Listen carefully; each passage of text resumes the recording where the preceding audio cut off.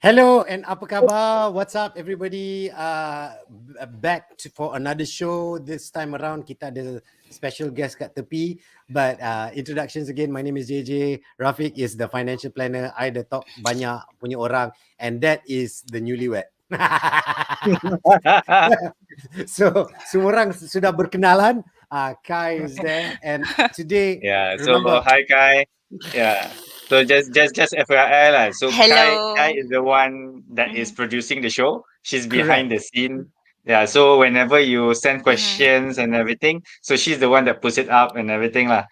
Yeah. So now you can see the person behind the scenes lah. Correct. She's been behind the scene from day That's one. me. And she's the one who pop up the question. So if you tengok suddenly Kai like blur looking at the screen because she's tengah nak pop up benda. Okay. Yeah. So just making sure everyone if you understands. see me looking at either direction, that's me replying to your comments and checking correct the show. Correct. Yep. So once again, the show today, I know our focus is going to be on newlyweds and all the questions when it comes to finances on newlyweds. But you can ask any other questions also. So jangan malu-malu, tanya je soalan. We will try to answer. But our focus is going to be solely on newlyweds. So that is the focus lah. Macam tu. Before we start, just a quick one. You see the code kat bawah ni, please scan because it's for your free financial check. You just scan it. They'll tell you the goods, the bads, and the uglies. They'll just tell you about it, but they won't give you details. If you want details, more details, that one you got to get in touch with them, and then you talk later lah yang tu. Belakang cerita. So today is going to be very interesting because we posted this on Twitter as well. We've got questions from Twitter. We've got questions from Kai because she also is just got married. Okay, to the questions. That was the post on Twitter and then everything. So she just got married, and of course we're gonna ask her things that she's been doing as well. So itu dia lah. Let's start off with newlyweds. Hello everybody. Rafiq and I, it's been a while since that title. So we don't remember. And most probably not going to happen anymore lah in this lifetime. No. Tanda. Financial wise. Don't worry, Corey. I don't think. Financially tak boleh afford. But when it comes to finances, newlyweds, let's first ask Kai. You can ask your question, but I want to ask you first. All right. What was the first financial thing you did when you got married as a couple? Bukan seorang but as a couple. What do you do? As a couple. So this one is after I got married, right? Yes, after you got married. Okay, I think the first thing adalah after we move in to our new house, a rented one.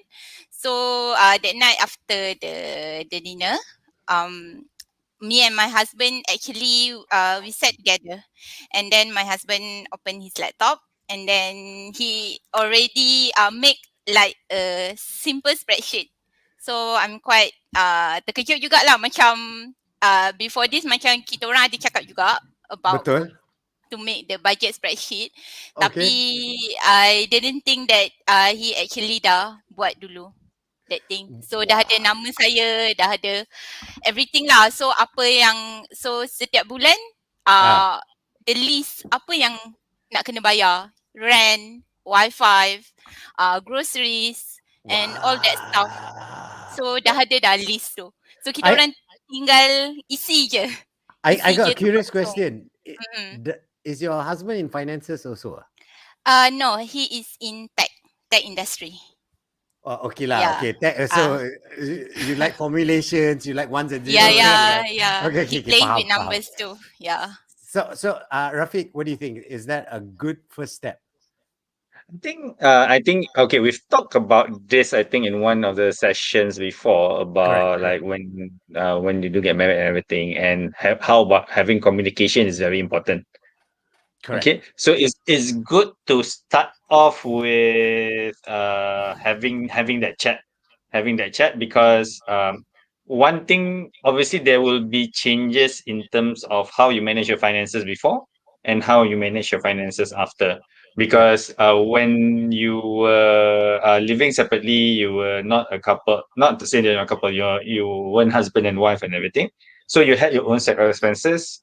Your husband also had his own set of expenses. So then you'll be managing it separately lah.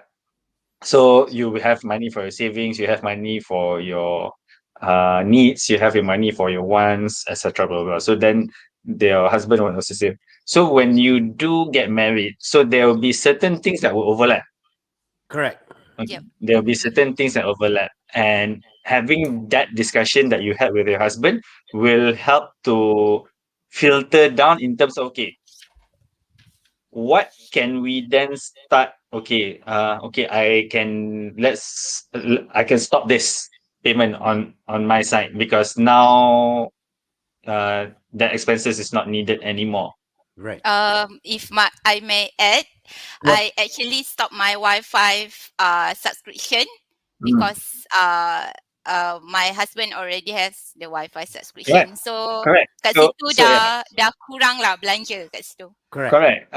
So that would be the first thing to see where you can save once you start having that discussion. Okay. Yeah. So and this and even when I got married lah. So as JJ said lah, we're not newlyweds anymore. So when I did get married like back then, so we had that same discussion also because didn't make that much, Right. to be honest, didn't make that much at that time. So and expenses were there, so we had to pay for the mortgage, we had to pay for the car installments, we had to pay for food, things like that. So then we said, okay, the fact that we were going the same way to go to work and our workplaces were nearby, so okay, we decided one car. Right. So right. then if let's say our working time finish different, so then whoever that finishes early will wait. So that would have been the sacrifice lah at that point. Correct. That point of time, so that we can save the extra money. Correct. The weird part about me, my one lain sikit because I was sole breadwinner, and also my wife's work was freelance. So her job, her money that comes in was all bonus. So anything for us, that money masuk, whenever it masuk, it was extra. Everything was based on mine, but mine now is spread into two. You know, that kind of thing lah. So my one was slightly different. So that's why we said, remember, whatever we're giving today is tips, but it's not 100% for you, because if you want 100% for you, then you got to speak to a personal finance, licensed financial planner to explain, like Rafiq lah, will explain in detail your personal thing lah. But this, remember, I just top line. Yeah. So, but what I actually like what Kai said that she and her husband did lah. So because at least now they list. So this, because you still have to do that exercise if you're living on your own. Correct. Okay, but the fact that they're doing it as a couple, so they are open to talk about what a lot of people think are taboo subjects. Correct. So like and finances is one of the stress factors that actually lead to a lot of couple to getting divorced a few years down the road. So when I come back to my situation, so I know especially for a lot of husbands out there, so you would want to be able to provide for your family. So means that in the end, even if let's say you're dual income family and everything, you want to come to a point where, okay, you're the breadwinner and everything. And if let's say your wife works or whatnot, then her money is hers for what she need. Betul. But don't feel bad that if after you just got married, especially if you got married at a young age, that you can't afford to do it yet. Correct.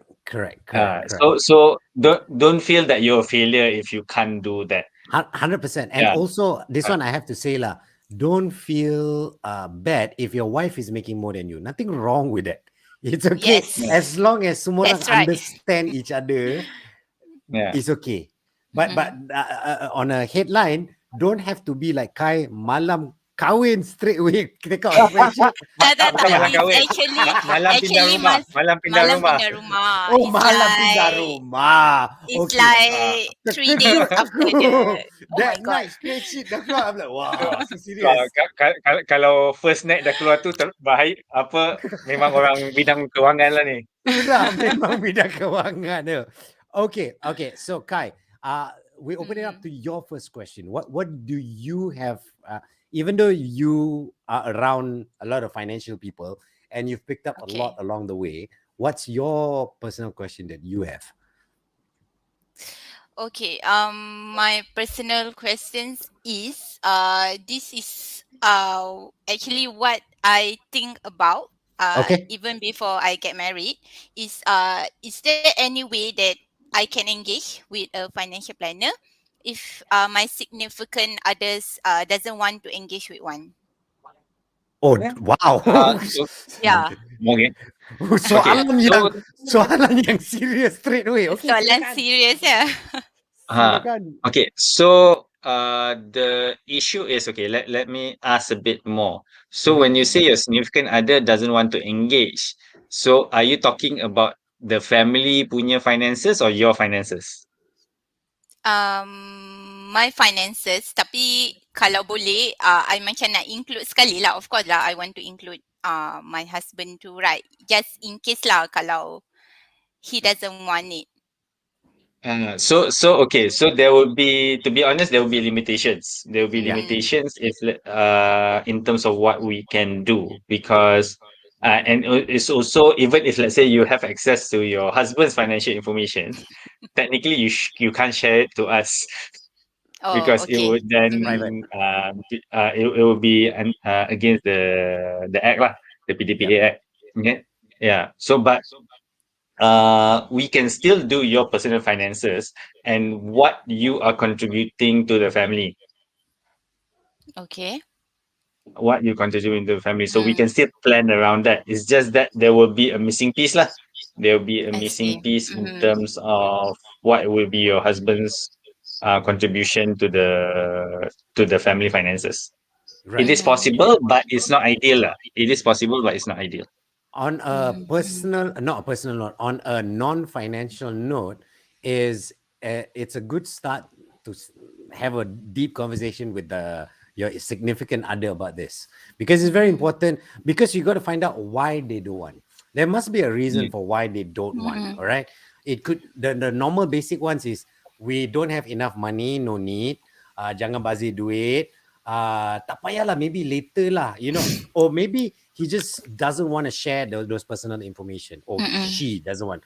So have a good discussion, and if you can, check out Vantage. They gives you a lot of tips and questions about what you can learn from financial advisor lah, stuff like that. All right. So that's on a personal note, nothing to do with finances. Tak nak bagi orang gaduh. If you're watching this, thank you so much for watching. Remember, please, we live in an algorithm world where if you don't comment and you don't share, the algorithm gods won't share us to more people. So I think this is very helpful to a lot of people. If you're watching this later, so please share it with your friends and families, especially people who are newlyweds. And if any of the questions that we discuss on today, and there's a topic that we didn't cover and you want to put in the comment, we will cover it. All right. And if you're watching this live, put in the comment right now and we'll cover it. Okay. Now, Kai, we've got a lot from tweets as well. So let's check out a tweet. One question from tweet, and we'll try and answer from that. Okay. That was the question. Context. That's the tweet. Yeah. Yes. Okay. That's the tweet. So we have several comment and also retweets from the tweet. So we're gonna see some here. Okay, let's start with. So you can see the screen, right? Boleh. We start with Hando first. I registered for Hiba with my wife as a beneficiary in case of anything. At least she has. He's stating what he did. Is it a good idea? I think it is. That's my opinion. Yeah. Rafiq, what do you think?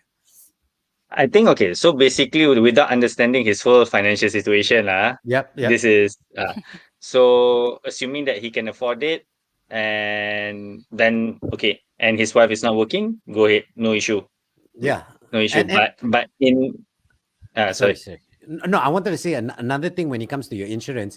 If you already had insurance before you kahwin, when you kahwin, you can change the who receives it. So the it's very beneficiary. important. Yeah, it's very important to check that your EPF sekali. Okay, a lot of people tend to forget that, and then after a few years, kahwin and like, hey, you change. It's still under who? Oh, it's still under my mom, because most of the time you throw it to your mom or dad.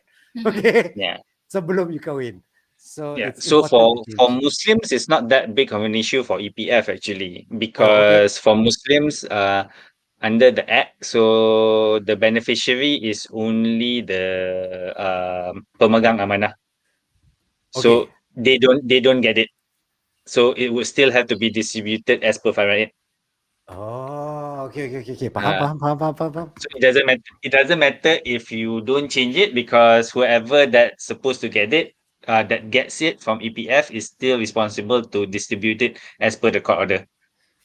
Right. But if tak ada order semua? No, you if nanti tak keluar. Faham, faham. Alright, that is for Muslims lah. For non-Muslims, For Muslim, no. For make sure non-Muslims, you make make sure sure you you do change. it. Do it. Okay, Yeah, let's make let's sure go you for change. the next second tweet. Okay, Second tweet. tweet. Budget. So this is what Do you did budget with your your husband. expenses. Fair enough. Mhm. Good advice. So That the one third one, 100%. The third one is track our expenses monthly and use joint account to pay for commitments. Savings are divided in to income ratio. Oh, that's an mm. interesting one. Do comment on that. Okay. So basically, I'm assuming you want me to comment the third part lah, with savings Yes, the third part, is of course. related to the income ratio.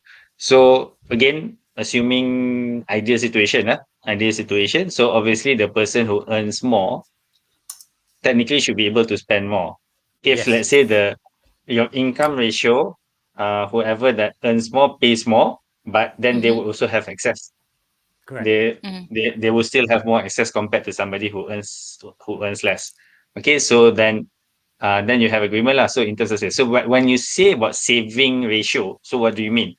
Is it for your joint goals or is it for your individual goals?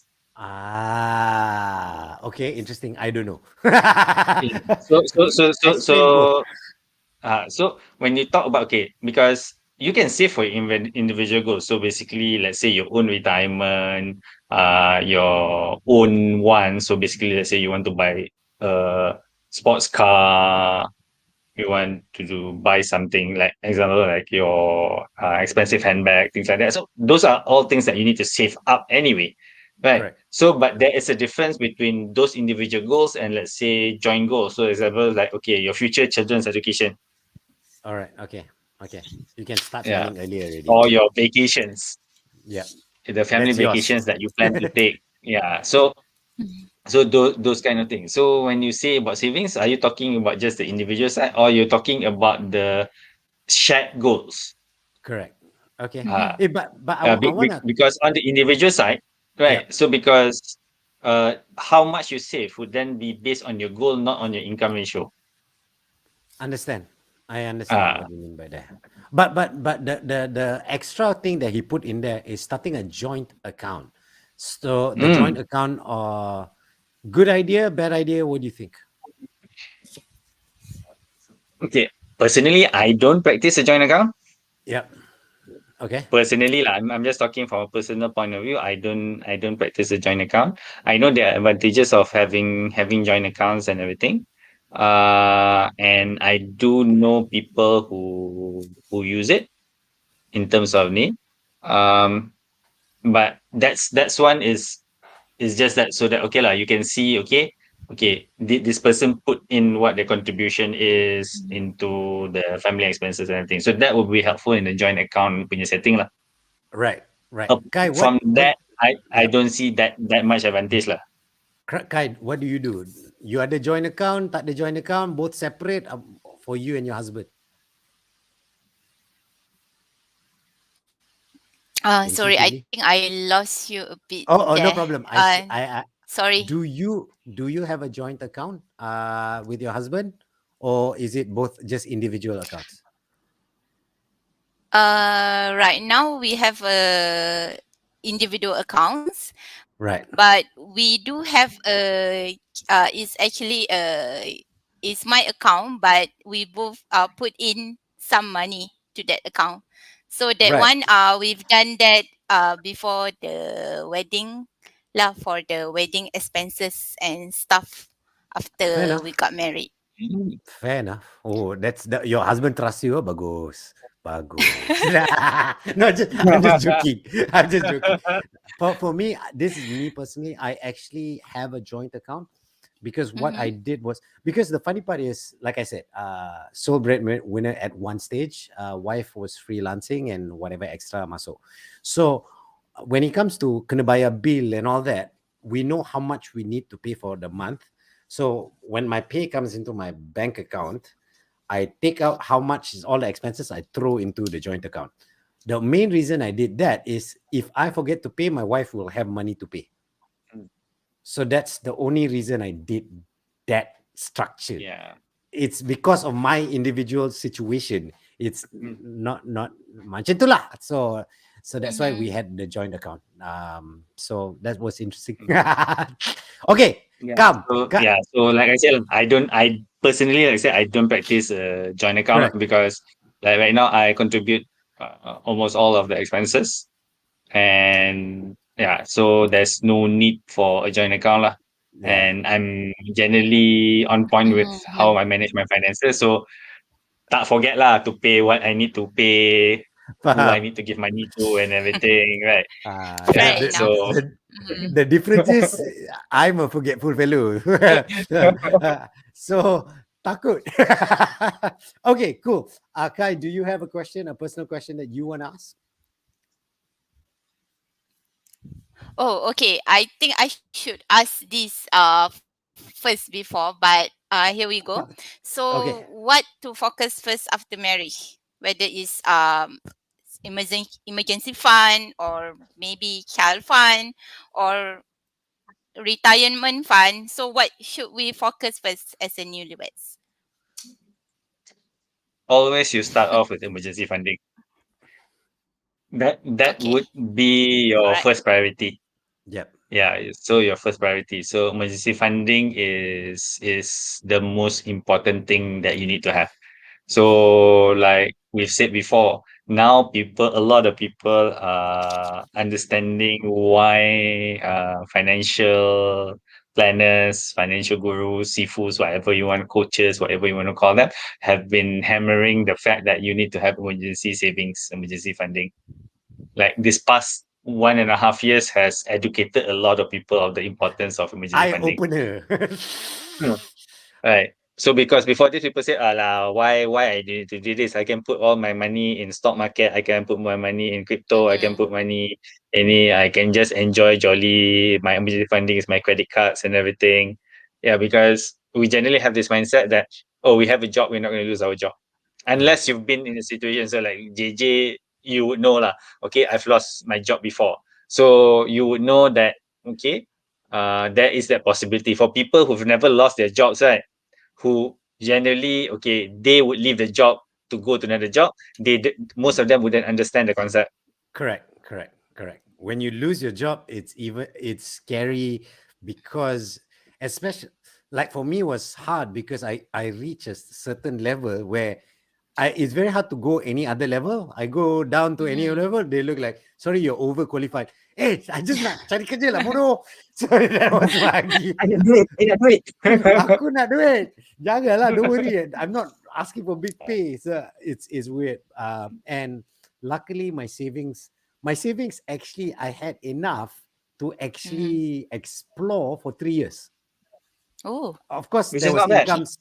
income in here and there, sikit-sikit Mm-hmm. sana sini, but bulk of it came from my savings. 3 years.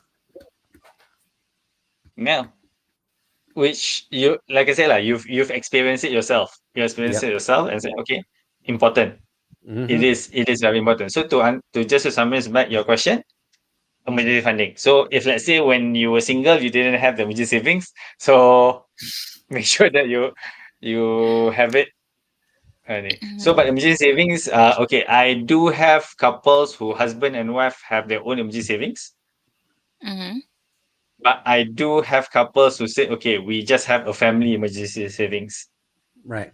Okay. Mm-hmm. So, So so means that okay, But we do they have their own emergency saving? The couple that you said have joint emergency saving. so when they have joint emergency saving, Mm-hmm. so then I'll give an example. So one of my couples, so the wife stopped working, so the okay. husband is still working. Okay, so most of actually all of the wife's expenses is actually been taken care by the husband. Okay, but the wife has accumulated some savings when she was working and everything.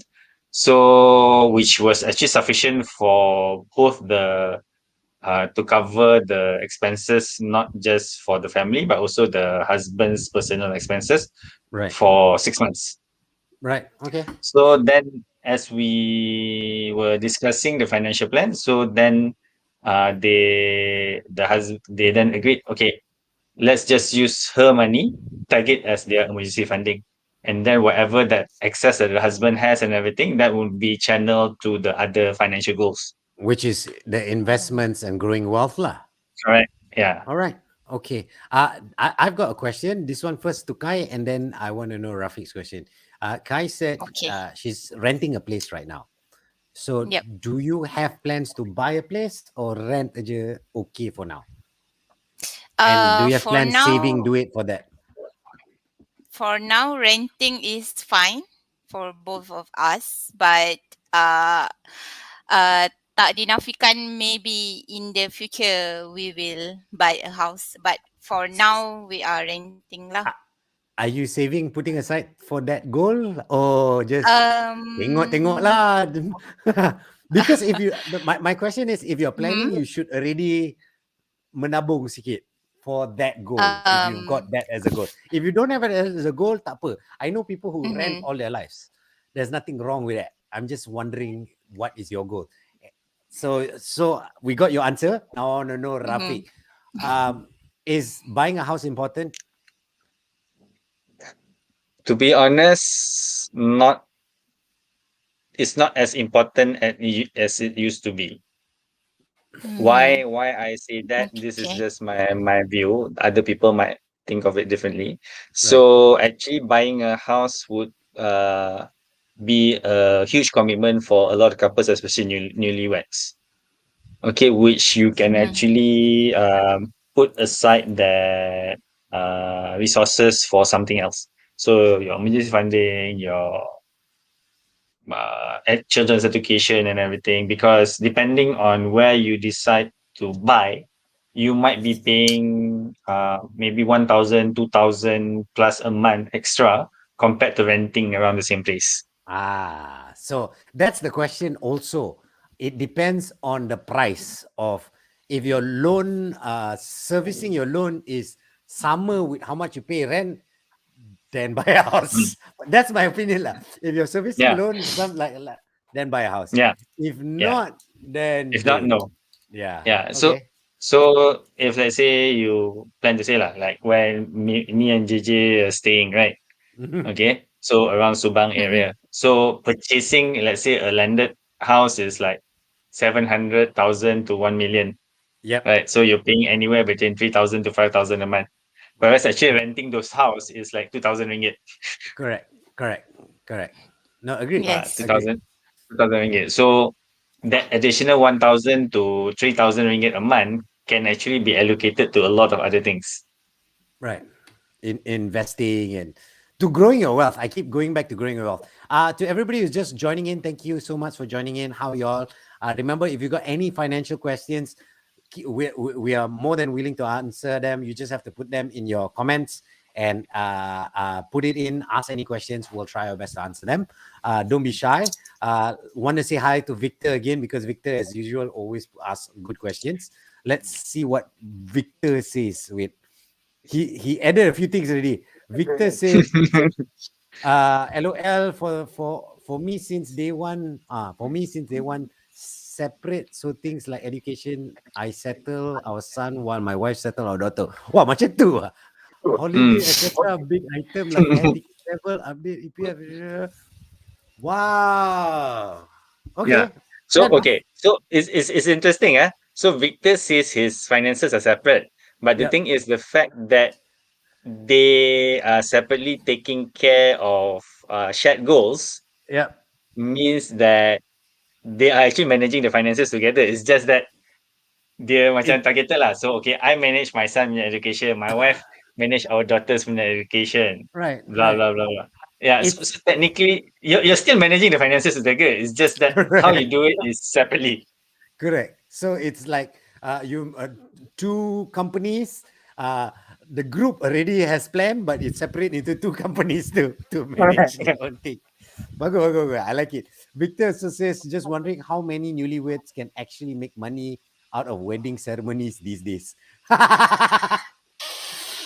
Make Maybe we Banyak money ask Kai. out of sekali. wedding ceremony.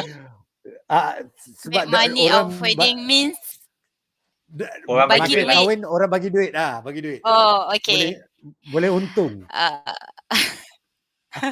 I like the way Kai laughing. Don't answer that question, Kai. how Jangan, to jangan, how to jangan. say this? Tak payah jawab soalan tu. Dia tu soalan bahaya nak jawab. Jangan. Okay. Bahaya, bahaya. I Bahaya. think it's actually very cultural based. So because I think for Malay families or Malay weddings is Yep. technically not something that you expect. Yep. Yep. So because like how to say like when I got married, so and in most Malay weddings, so you have to be careful who you give your money to. Correct. Like your friends or colleagues, whatever. So if you want to give money to the newlyweds, then you have to give money to the newlyweds directly. Correct. Correct. If you give money to the parents or to any, then it would go then to the parents who then paid. Let's say assume that they paid for the wedding and I everything lah. understand. So the weird part for me, this I tell you the truth, like if y'all talking about making money during wedding, I actually my wedding invite was a see-through paper, like like think of like baking paper kind of. So all the invite, the story semua ke atas. Tetapi yang tu I put around a little envelope that I made that I say please return this envelope with money. I don't want any presents. So I bagi diorang terus. Nah, korang faham-faham je. Kau datang bagi balik the sampul. I don't care. You can keep that clear paper. Because how many times you keep your wedding invite? Orang buang je. So I decided to Betul. make it smart. Okay, now let's look at one of the tweet questions that we have. See whether we get if anything interesting there that we can address. Whoa. Okay. Decide who pays bill, what nafkah allocation, estimate budget for groceries bills. That's making a budget. That is smart. All right, Scarlett Yeah. Armstrong. So everyone's talking about making the budget, deciding who pays what. Yeah. So Correct. like and that is one of the first steps that you should be taking once after you get married. Yep. You should have that Okay, discussion with your spouse. let's go down that path. Okay. Okay, let's see. We sorted out who pays for what and had income, expenses, saving, Before investment. marriage. Before marriage. Consider joint account but keep separate. Faham. After married, one of the first things we made is Google Drive to keep. Wow. Okay. Wow. You've got a lot of smart people tweeting. Very good. They've got a decent amount of financial literacy, which is really great. Okay. But I want to know, Kai, you already said you came up with a spreadsheet and fill up the details. All right. What is the second thing you did? Because after this, I want to ask Rafiq the 3 steps or the 3 things you should do as newlyweds. The 3 important things, first things to do. So, Kai, you've got that spreadsheet. Lepas tu buat apa? We pay our commitment.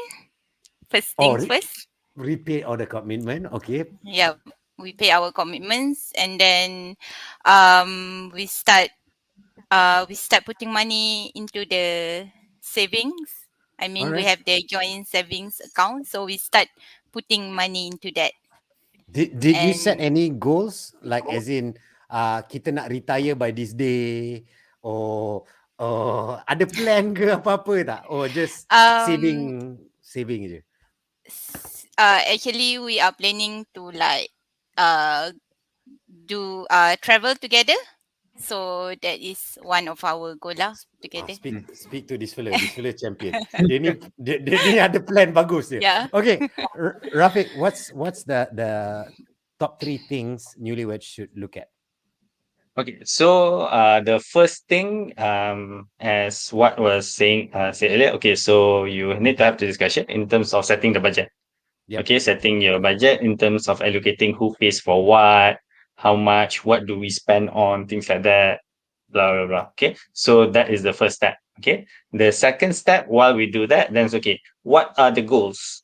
What as what you highlighted, so what are your individual goals? What are the goals that we want to have as a couple? So like buying a house, buying cars, vacations, children, blah blah. So you need to have those discussions and understanding. Correct. So on that note, so when I got married, so it took me 3 years before we then decided to have our first child, Same. because and because financially we thought it was going to be financially irresponsible if we Correct. had the child in our first 3 years, because we were making barely enough. We were making barely enough as a couple to then bring another person that we Life. then Yeah. we another life that we had to be responsible for. Yep. Okay, although that probably won't be relevant for those couples who are married at a later age, who already are successful, everything, so then that might be different lah. But assuming that you are on the younger side, you and you got married and everything, so the decision that you make with regards to when you have a child will also have an impact of your financial. It's not like how people like, okay, I take a pet sometimes and then you can give the pet away to SPCA, POS or whatnot, Betul. or you leave it at the pasar malam. I'm not saying that you should do that. I'm not saying that you should do that, but for pets, generally some people do you can be. But if you bring an actual human life that ni and tak boleh, okay lah, I don't want. You cannot, I don't Right. want. Yeah. So It's a big decision. the cost of then raising the child and everything would have to be included in the budget, and also the costs of their education, means that when they go to university and everything, so and those have to be taken into account. So that will be the next step lah. So then the third is, okay, so you already done your budget, you already have your plan, so now you have to then start thinking about how to then manage your finances. Basically, okay, somebody was talking about hibah and everything. So what would happen if something were to happen? Okay, All right. where do we put our investments? Understand. Do updating your wills, if any, things like that. So that will be the third and the final step lah. And then it's just a repeat. It's just a repeat of that. Right. Okay. Cool. We all tahu now the first 3 steps. Do you have any more Twitter questions? Because I've got one question that is kind of newlywed, tapi it's a bit complicated. But we have another tweet. We have another. Oh, okay. Go ahead. Can I have another tweet? Sit together, join. Okay. Well, people got idea already. Najib Faisal. Draft your financial condition, savings, smart. Create joint savings. Najib just got married also. Well done, lah. This fella has got it sorted. That's a good, clear indication that he's got it sorted. Well done. All right. I've got a weird question. Sometimes newlywed is like the Brady Bunch, where you already have a family of your own, and then you get married with someone who has a family of their own. So it's okay, understood. It's already different finances. How do you? What are is important in when it comes to finances there?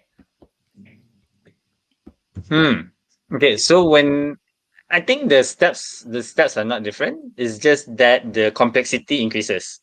Yeah, because I'm Yeah, so the thinking like insurance and all already you've got your Brady Bunch that you're covering. mm, Then suddenly now you've got more kids. All of a sudden you inherit kids. How does that work with insurance and all? Senang can just tukar like that, is it? I know. So basically, okay. So with regards to if you're talking about let's say coverages and everything, so Mm. when there are changes in your family situation, your financial situation, so the step is actually to then do a review of your finances to see whether the coverage that you have is sufficient or not. Okay. Okay. Okay, sufficient or not. So basically, let's say, okay, when you get married and you already have your kids and everything, both sides have kids, and then you get married. I do know a few couples who are like that. Um, so then, let's say whichever spouse that is the main income earner, so it can be the husband, can be the wife, and everything, which is the main income earner. So now, okay, so if let's say you say, okay, part of the financial management is then to take care of the children's education, things like that. So then, based on simple analysis, will show that the requirement for your coverage will then go up because then there's added you have to cover for the potential that if Yes. something were to happen to you, then there's additional people that you need to take care of. Additional So people then who is that also relying on you. correct. Yeah. Yeah, so Okay. it's actually very dependent on the situation lah. So if let's say the husband and the wife who the newlywed who already have kids and everything, so then depends. Okay, so if let's say after get married, so then it was also make decision. So because now there's a lot more kids, so then Mhm. one of them would then stay at home. Obviously, then the family financial will also change. Correct. The income Yeah, is changing so. the income would change. Then even the coverage requirements would change. Right. The Okay. coverage requirements would change. So depending on the decisions that you make as a couple financially will also have impact in terms of what you need to change. It's very important. Okay, guys, newlyweds, long time waits, all the waits. It's very important to talk about this. Don't Mm. tak apa lah because tak apa lah can build. Tak apa berbam and then runtuh. You know what I mean? Yeah, So correct. it's good to discuss about it, speak openly, have a clear thing for everybody. And speaking about knowing your financial health, the scan right down there, please scan that because you can get a free Mm. financial health check. That's it. And this is done by licensed financial planners. They'll give you your good, bad, and ugly, but they won't tell you what to do with it. What to do with it, you got to talk to them more, and they'll go more into more detail. All right, Yeah. now back to newlyweds. Sky, any more questions do you have? Okay, I have this one question. Actually, this one is for my friends who is Okay. newlywed herself. So her question is, this one is for wife. So what kind of preparation that she should do in finances in case she is divorced by her husband or her husband suddenly dead Yep. Married. or anak dia sakit or Yep. stuff like that. So apa persediaan yang dia perlu ada Before before I let all those? Rafiq answer that question, is very important. Mm-hmm. Remember, guys, when and girls, whatever we're talking about, when he talks about this, is sometimes when you have a savings, you have independence for in case of things not going right.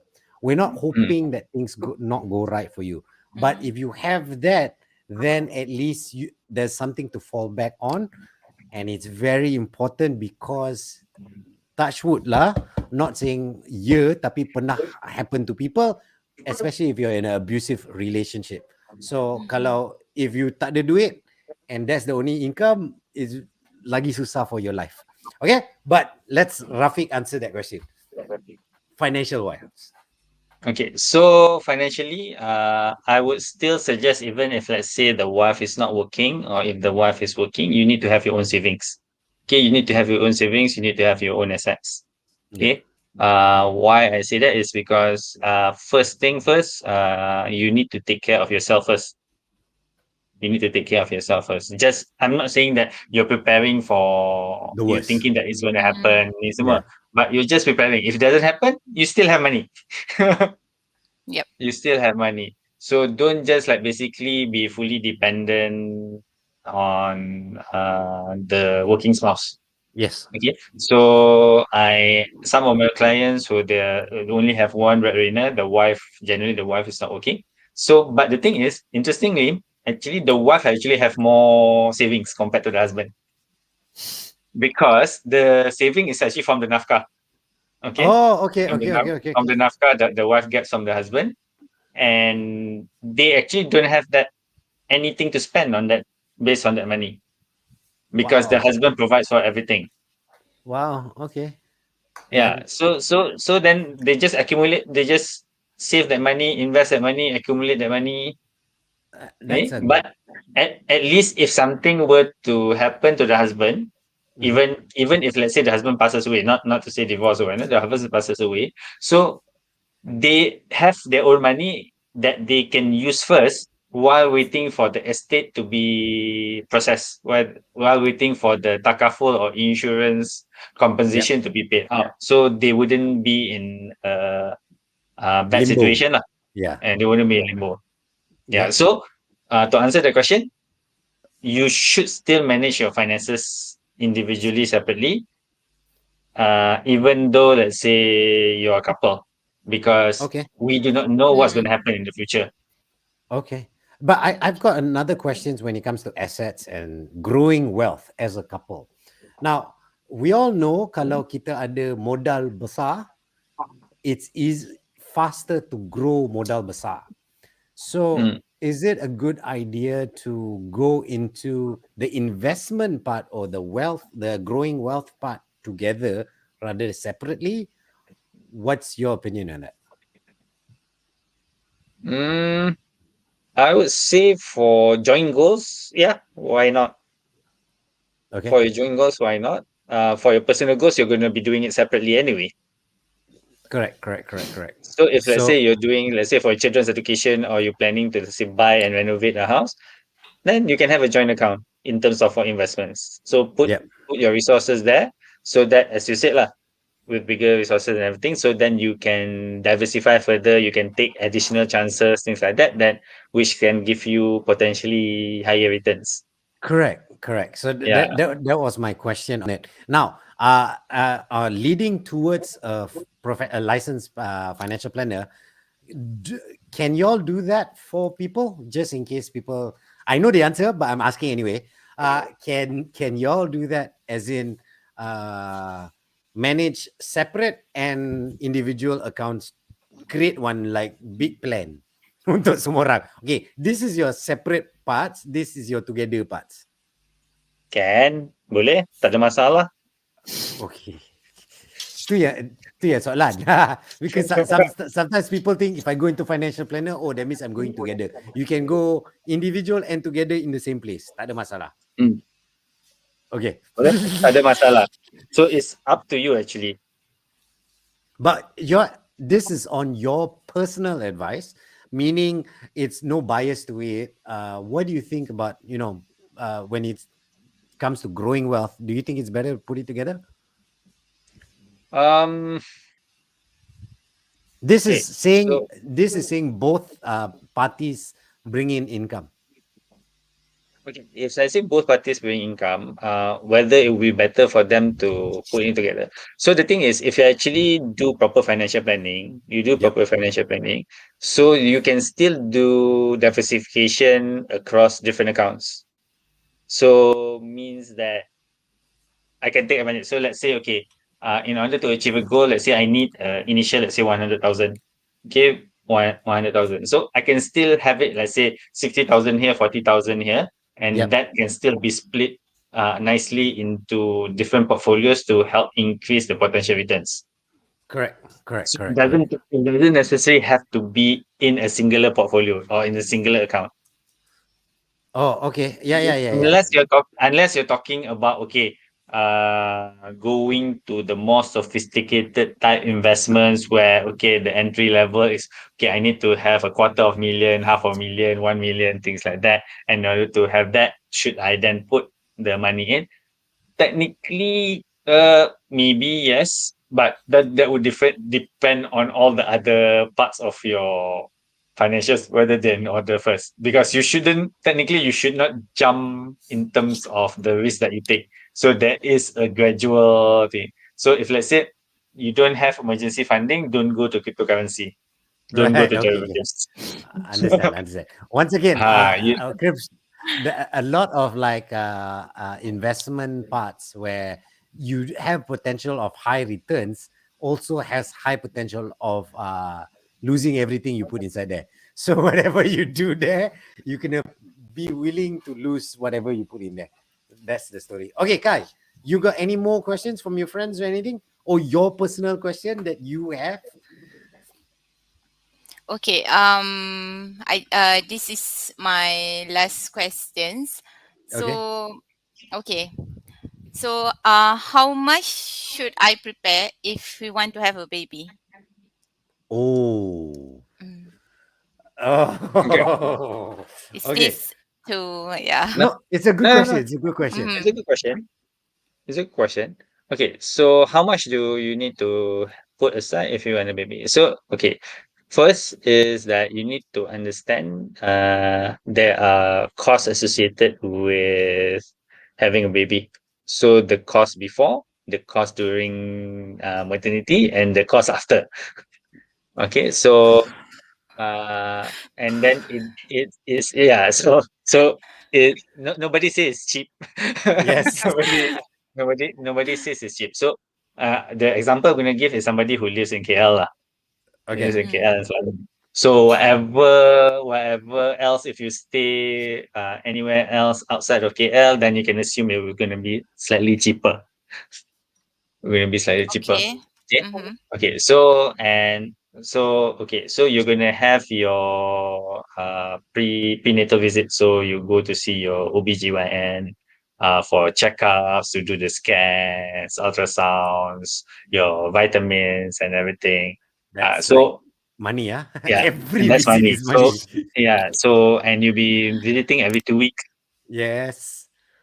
So just assume from the second or third month onwards. So you'll be Third month. visiting your OBGYN every 2 weeks, Yes.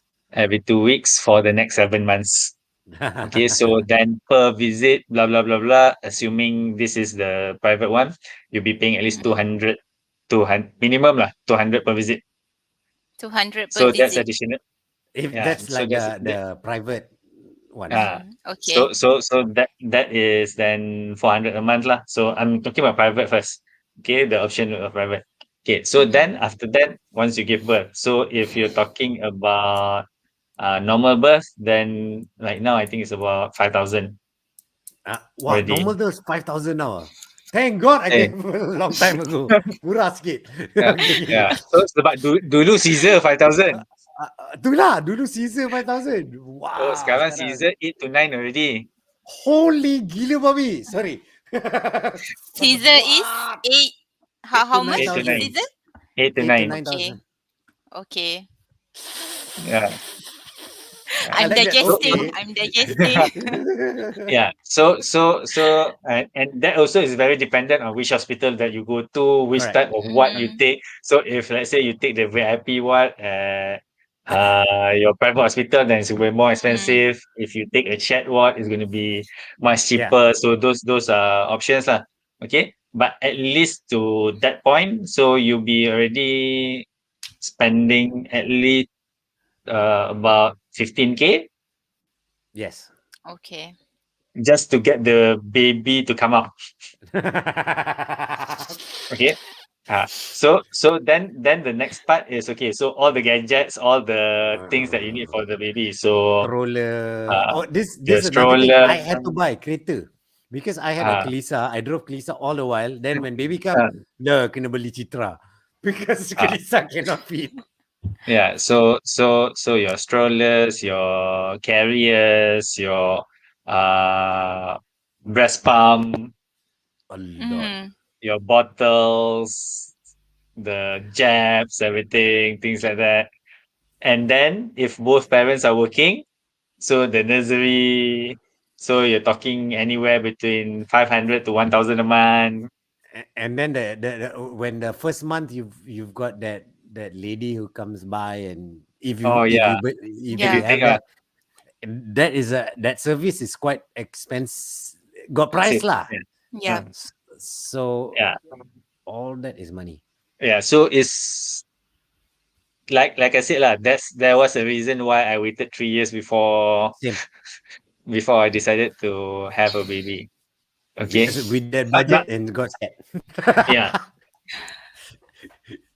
Yeah. So that okay. So that would then be your upper limit lah in terms of the Mm. charges and everything. Obviously, it can be Mm-hmm. cheaper. So example, your visits you go to klinik kesihatan. Yes.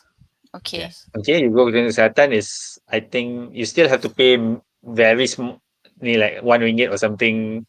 You Mm. pergi and everything, and so you go there. It's just that you have to wait lah. Correct. Mm. Correct. So you have to wait a bit longer, things like that. So but then you save ni. So then when you give birth also go to hospital kerajaan. Correct. And another Right. thing I want you to, if you're newlyweds and you're thinking of expanding your family, just walk down the susu aisle and see the price of susu. Sorry? Susu, Susu. susu. Oh, Susu okay. for Okay. Milk. babies. Okay. Babies formula. Just look at the price. Actually, there's no more susu aisle, you know. Oh, there's no So you, more. I think you've never bought susu for a while. So all the susu is actually either sold in a lock cabinet or is sold Mm-hmm. behind the cashier What? Yeah. because it is expensive. It's very expensive. So you go It's very look at the expensive. price. Just look at the price, because if you think I'm going to breastfeed all the time, boleh lah. It's good. It'll Yeah. save cost. You Alright? actually save a lot of money by breastfeeding. Yeah, but by saying that is some people sometimes give formula is not because they tak nak breastfeed anymore. There's complications that come up with the mother, then eventually have to go to, and then if you didn't put into a cost how much susu is going to cost, you're talking about 1 month can cost you 300-400, susu je. Susu and diaper, that's about it. Susu, diaper, 300-400. Few hundred, Can- yeah, easily with a few hundred. It's A few scary. hundred a month just on those two. So Kai is you- like, after this, Kai's gonna go to her husband. No, we're not having our kid now. Not yet. Not yet. You sabar tu. 2 tahun tu. Macam diorang ni. Alright. So Bukan nak takutkan lah, but Yeah. that's reality. But if you're financially ready, then why not? yeah, Mm-hmm. exactly. Then why not? So you will have to analyze your own financial situation together with your husband and decide together whether are you ready as a couple to then bring another life to this world. Yep. Okay. And also the Yep. other part of discussion that you should also have that some people don't have is how many kids. Correct. It's very important to Because if you're already sekolah. talking one child is X amount that you have to come up with, so then number 2, number 3, number 4, and will then when if you're very very lucky, you get twins. Instantly 2 kali ganda you kena bayar.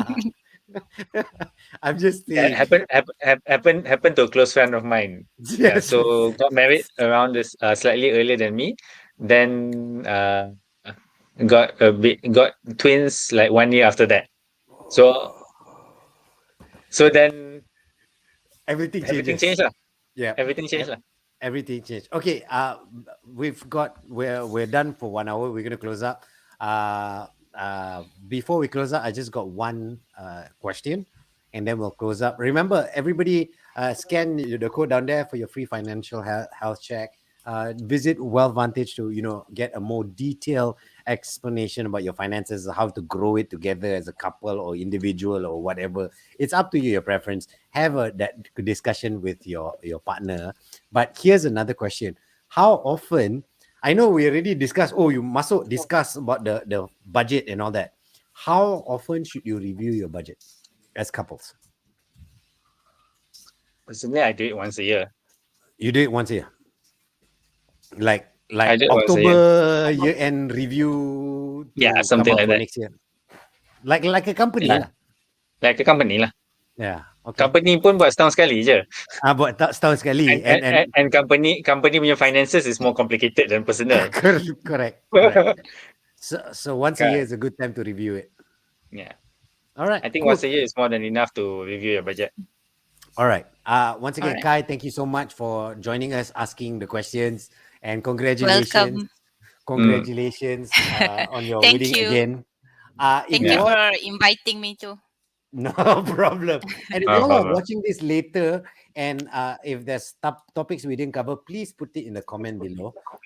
If you put it in the comment below, we will review it. And if worst comes to worst, we can actually continue the conversation in 2 weeks' time and address all the questions that you have.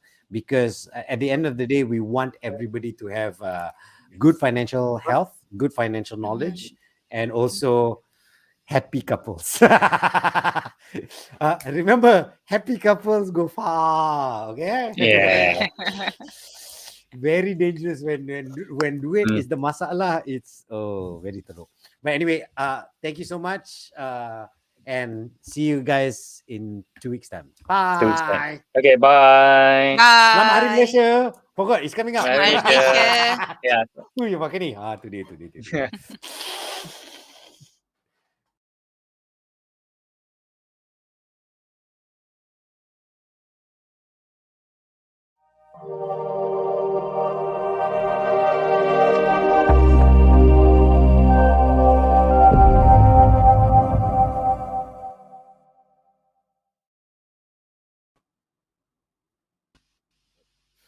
You left. Raju says, Brother Rafiq, great sharing. Raju. No, he's the managing director for another We are financial still planning. live. Oh, it is?